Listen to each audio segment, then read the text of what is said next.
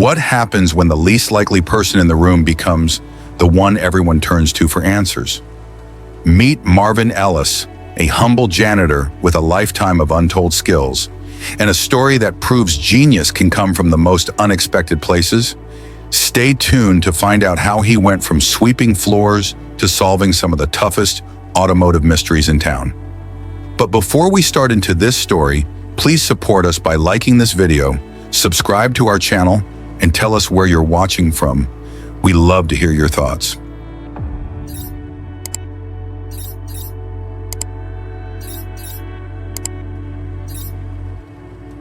In the heart of Dayton, Ohio, stood a busy auto repair garage called Crossroads Auto Works.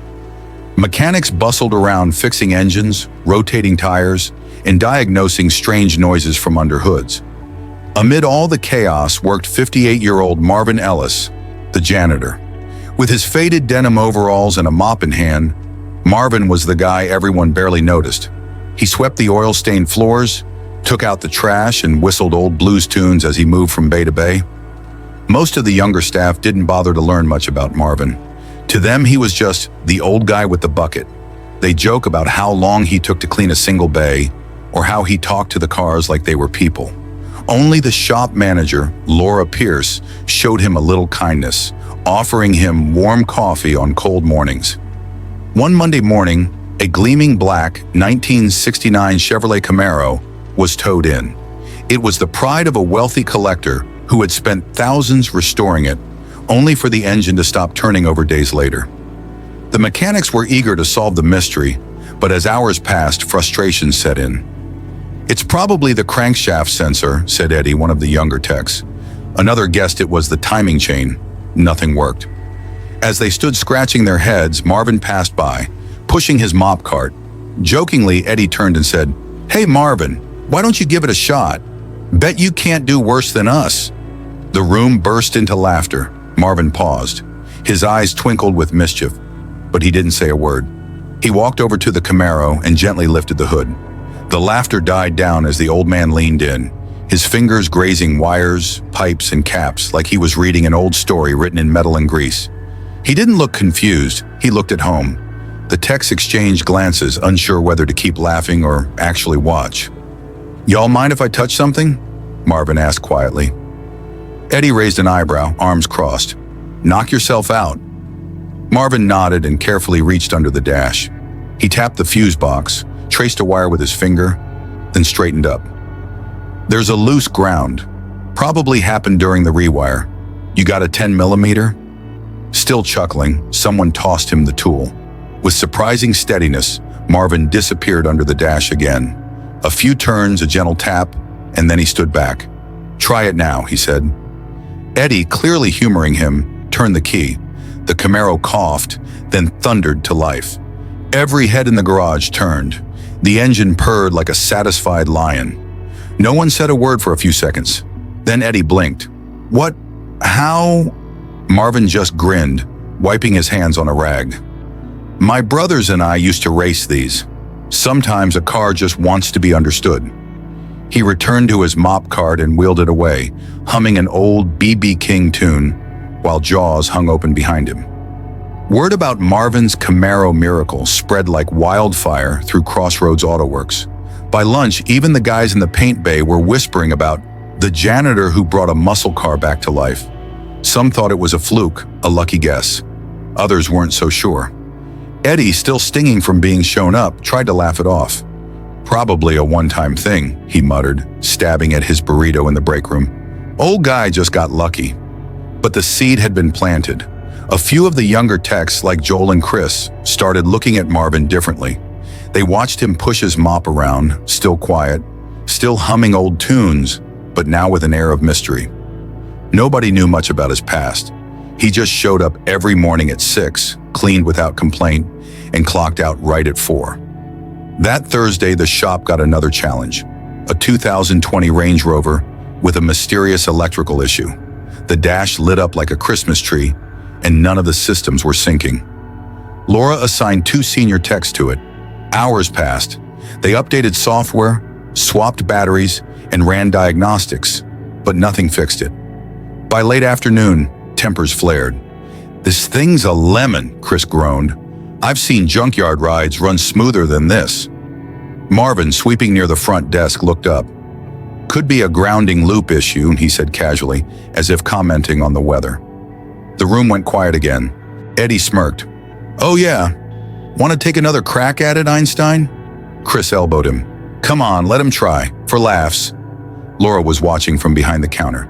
"Marvin," she said gently, "you want to take a look?" "No pressure." Marvin shrugged. "Sure, got nothing but time and a broom." He walked over and opened the hood, his hands moving with an ease that was almost eerie. He reached into his pocket and pulled out a pocket-sized voltmeter, old, scratched up, but still functional. He started testing points along the frame, then inside the fuse box. A few minutes later, he grunted and opened the trunk. The audio amp fuse in the back is feeding voltage into the body control module. "It's shorting the system out," he said. "Unplug that, reset the system, and you should be golden." Chris followed the instructions. They held their breath. The dashboard reset, lights went out, the warning chimes disappeared. Everything looked normal. Joel whispered, "Holy crap." Laura blinked. "That's impressive." Marvin handed the voltmeter to Chris and gave a nod. "Old trick. Used to see it in luxury imports back in the early 2000s. Bad factory wiring. Never really fixed it." He walked back to his mop, but something had shifted. The laughter from earlier was gone, replaced with something else. Respect, curiosity, and maybe even a little embarrassment. Eddie scowled and muttered under his breath, "He's still just a janitor." But Marvin didn't hear him, or maybe he did and didn't care, because for the first time, the garage was seeing him for what he truly was. By Friday morning, Marvin Ellis was no longer just the janitor. He was a legend in the making. Mechanics who once ignored him now nodded respectfully as he passed. Joel even offered him a donut, and Chris tried to strike up a conversation about engine tuning, something Marvin politely deflected with a smile and a vague, "It's all about listening to the machine." The Range Rover fix had stunned even the shop's senior diagnostician, Tom Rayner. Tom was known for solving complex problems no one else could touch. When he heard how Marvin pinpointed the electrical fault in under 10 minutes, he scratched his head and said, "I've seen guys with ASE master certifications who wouldn't have caught that." Laura Pierce, the shop manager, watched all this unfold with growing interest. She'd always had a soft spot for Marvin. He was reliable, humble, and never missed a day. But now she wondered if there was more to his story. That afternoon, she called him into her office. "Marvin, can I ask you something?" He stepped inside, removing his cap. "Sure, Ms. Laura."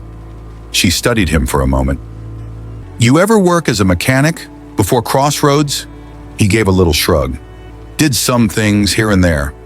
"You're not obligated to tell me anything," she said gently. "But I'm curious. The things you've been doing, those aren't janitor-level guesses. They're textbook diagnostic procedures. And the way you move around an engine..."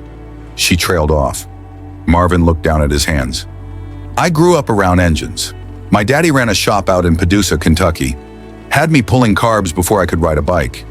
Then I joined the Air Force. Spent 20 years working on fighter jets.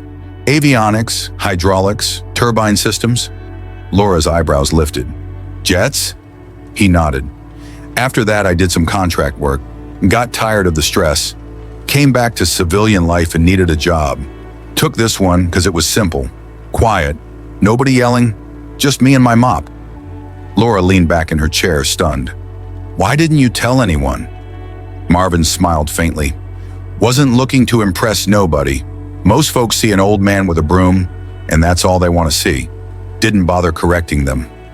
Outside the office, rumors swirled. Someone claimed Marvin used to work for a NASCAR pit crew. Another swore he helped design engines for Ford back in the 90s. None of it was true, but Marvin didn't correct any of it.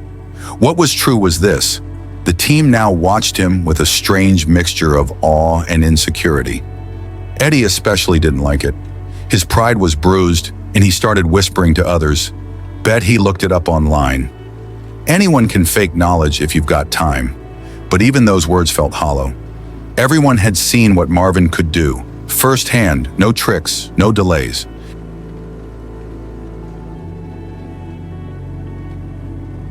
And now the whole garage buzzed with a new question. What else was the janitor hiding? Eddie couldn't sleep that weekend. The image of Marvin fixing that Camaro, then the Range Rover, played in his mind like a broken reel. Every time he walked through the garage, someone was whispering about Marvin the mechanic. Guys who used to come to Eddie for advice were now hovering near Marvin, hoping for a tip or two. It drove him nuts. By Monday morning, Eddie had had enough. He marched into the shop wearing a smug grin and holding a clipboard.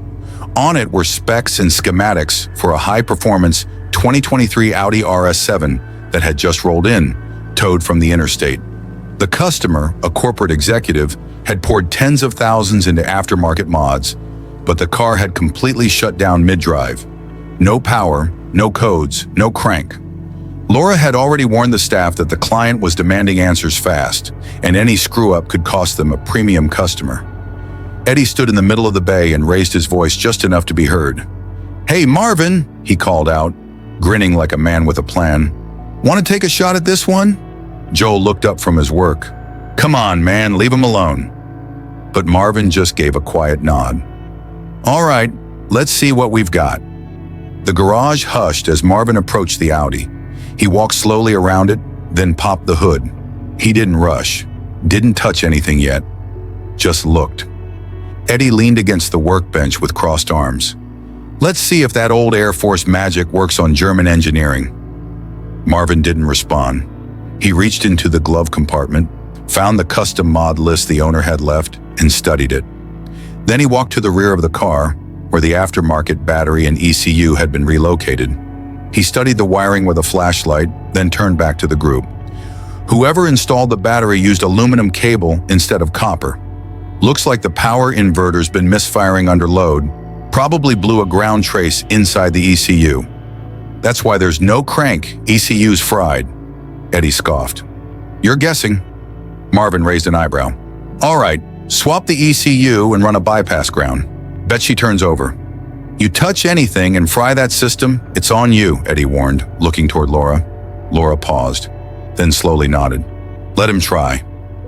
Joel and Chris worked under Marvin's guidance, wiring the bypass and installing the backup ECU. Tension built in the room as Chris got in the driver's seat and turned the key. The engine roared to life. Everyone froze. Marvin gave a small shrug. "Told ya." Eddie's face turned crimson. He slammed the clipboard on the bench and stormed off. Laura approached Marvin. "How did you know it was the wiring?" "I've seen that exact setup fail on F-16s after third-party avionics installs," Marvin said simply. "Just gotta know what to look for." She stared at him like she was seeing him for the first time, and that's when the thought hit her. Maybe this man wasn't just wasting his talent. Maybe they were.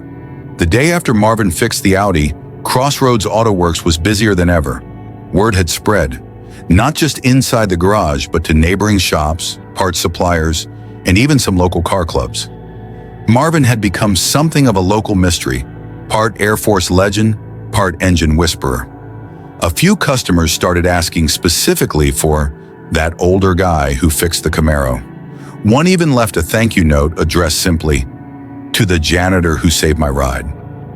Laura Pierce stood in her office watching the scene unfold. Marvin was back to sweeping the bays like nothing had changed. But everything had changed. Every mechanic in the shop now looked up when he passed, some out of respect, some out of intimidation. She didn't like it, not because of Marvin, but because of what it revealed. They had gold and they'd been treating it like gravel. That afternoon, she called Marvin into her office again. He shuffled in, cap in hand. "You needed me." Laura gestured to the seat across from her. "Marvin, I've been thinking, you don't belong out there with a mop." Marvin smiled. "I kinda like the mop. I'm serious. I want to offer you something. A lead technician position, full salary, benefits, training if you want it. But honestly, I doubt you need it. I'll even get your ASCE certification processed retroactively. You deserve to be running diagnostics, not cleaning coffee spills." Marvin didn't answer right away. He looked down, turning his cap over in his hands. Laura hesitated. "Unless that's not what you want?" He finally looked up. "I came here to get away from noise, from pressure. After 20 years in the service, and another 10 putting out fires for private companies. I just wanted peace. Laura leaned forward. And you've earned it. But this shop is different now, Marvin. You're changing it. These guys, Eddie, Joel, Chris, they're learning from you. They're starting to respect something besides horsepower. Marvin let out a soft chuckle. You ever think maybe they're just shocked an old guy knows a thing or two? I think, Laura said firmly, they needed to be reminded that wisdom doesn't always come wrapped in a clean uniform and a clipboard. Marvin stared at her for a moment. Let me sleep on it. Take all the time you need. That night, Marvin sat on his porch in a quiet Dayton suburb, sipping sweet tea and watching the sun dip low. His phone buzzed. A message from Chris. Thanks for showing us today. You're the real deal, Mr. Ellis. He smiled. He'd spent so long being overlooked, ignored, written off. Now people were listening. And maybe, just maybe, it was time to speak up. Marvin accepted the offer. Quietly, without ceremony, without a single word of, I told you so. He just showed up the next day in a slightly cleaner pair of overalls, no mop cart in sight, and headed straight to Bay 3 where a tricked-out Mustang GT waited for diagnostics. Joel gave him a respectful nod. Good to have you on the bench, man. Chris handed him a scan tool. We already pulled the codes, but something's off. Mind taking a look? Marvin worked with a smoothness that came from decades of habit. While the others used digital readers and flowcharts, Marvin listened to the engine, to the electrical hum, even to how the tires settled on the lift. After 10 minutes, he pointed to a corroded connector under the intake manifold. Bad ground loop. You fix that, your misfires go away. Chris blinked. That's not even in the service bulletin. Marvin smiled. Exactly. Within days, the workflow changed. The team that once laughed at him now asked for his insight. Mechanics would pause jobs just to watch him troubleshoot. Marvin didn't brag, didn't show off, he taught. He made mistakes, teachable moments, and his humility earned more respect than any title ever could. But not everyone was thrilled. Eddie was still stewing. He barely spoke to Marvin and never asked questions, even when Marvin clearly had the answers. Laura had noticed his shift. He was quieter, moodier, and increasingly defensive when things went wrong. Late one Thursday afternoon, a high-end Mercedes S-Class rolled in, flashing every warning light imaginable. The customer was a VIP with corporate fleet ties. Fixing this car correctly could land Crossroads a valuable service contract. Laura gathered the team. This one's top priority. I want our best on it. Eddie immediately stepped forward. I've got it. Marvin opened his mouth but hesitated. All right, he said softly. Hours passed. Eddie tore the dash apart, replaced fuses, even swapped a module. Nothing worked. The engine refused to start, and now the instrument cluster was completely dark. Joel looked worried. He's digging himself deeper. Laura finally approached Marvin. Can you just take a look? Quietly? Marvin nodded. He waited until Eddie stepped out to take a call, then slid into the driver's seat. He adjusted the angle of the steering column and reached behind the ignition module. One soft click later, the dash lit up. The steering column wiring harness had a pinch connection, one that shorted when the column was tilted all the way down. Marvin corrected it and stepped back. When Eddie returned, the car was running. He froze. What did you do? Just cleaned up the wiring path, Marvin replied calmly. You were almost there. But the look on Eddie's face wasn't gratitude. It was shame. The whole garage knew what had happened, and that made Eddie's next move all the more unexpected. He turned, walked straight to Marvin, and held out his hand. I've been a jerk. You earned this spot. Respect. Marvin shook his hand. No hard feelings.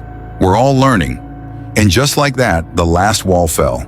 6 months later, Crossroads Auto Works looked and felt like a completely different shop. The tools were cleaner, the bays more organized, but the biggest change wasn't cosmetic, it was cultural. Mechanics no longer rushed jobs or guessed their way through diagnostics. They consulted, collaborated, and most of all, they listened. And at the center of that transformation stood Marvin Ellis. He'd never asked for a title, but everyone called him the engine whisperer now. People came from all over Ohio with their impossible car problems. A 1991 Jaguar with a mysterious parasitic drain, a Tesla with ghost error codes no certified shop could explain. Even a county sheriff's department brought in their fleet for consultation. Marvin handled each challenge with patience and precision, always inviting the younger techs to work beside him. Eddie, now one of his most devoted proteges, often joked, if Marvin ran NASA, the shuttle would have landed itself on Jupiter. But it wasn't just the shop that changed, Marvin changed too. He was still humble, still quiet, still wore the same denim overalls and whistled the blues between jobs.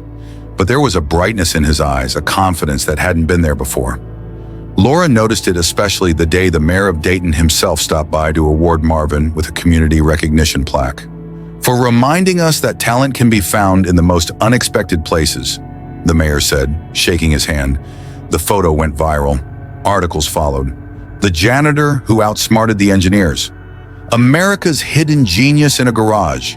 Even Marvin's old Air Force buddies reached out. Some hadn't heard from him in years. One sent a photo of the two of them, 20 years younger, standing in front of a fighter jet they'd once rebuilt in a sandstorm. Marvin printed it and pinned it on the shop's bulletin board. Underneath it, he wrote in red marker, "Everybody starts somewhere." That spring, Laura asked him to help design a mentorship program. "You've inspired these guys more in 6 months than any seminar or corporate trainer could in 10 years. He agreed on one condition. No suits, no speeches, just hands-on grease and real learning. She smiled. Deal. The first week of the program, Marvin stood before 6 new trainees, young, nervous, and fresh out of trade school. He handed each a wrench and gestured to a dusty, half-assembled 71 Dodge Challenger in the corner. "Your first assignment," he said, "we're going to bring this girl back to life, and you're not touching a computer until you've used your ears, your hands, and your instincts." One of the kids raised a hand. "Sir, are you really just a janitor?" Marvin smiled wide. "Son, I was a janitor, but I've always been a mechanic. Just took the world a while to catch up." As engines rumbled to life and new minds lit up with possibility, one thing became clear. The quiet janitor who once swept the floor now swept the room with wisdom, and he wasn't done yet. Marvin Ellis proved that talent isn't always found in titles, uniforms, or resumes. It's in passion, persistence, and the willingness to listen. From a humble janitor to a respected mentor, Marvin transformed not only Crossroads Auto Works, but also the lives of the people around him. His story reminds us that greatness can emerge from the most unexpected places, and sometimes all it takes is a chance to be heard. If you enjoyed Marvin's journey, don't forget to hit the like button and subscribe for more incredible stories of resilience, wisdom, and transformation. And remember, the next time you think you've reached your limit, just keep going. Your breakthrough might be right around the corner.